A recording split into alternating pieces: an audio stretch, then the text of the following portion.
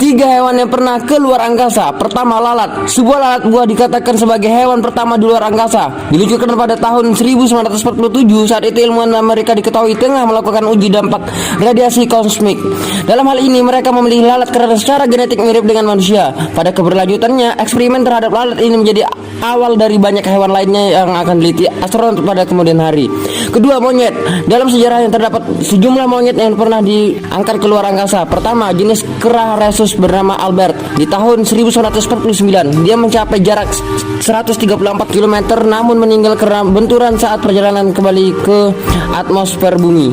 Tiga, tikus. Pada perkembangannya, tikus memang kerap menjadi objek penelitian para ilmuwan. Tak sekedar berada di laboratorium, seekor tikus juga pernah diterbangkan ke luar angkasa pada 1950. Sayangnya, tikus tersebut harus tewas setelah roket yang ditumpanginya hancur akibat kegagalan parasut.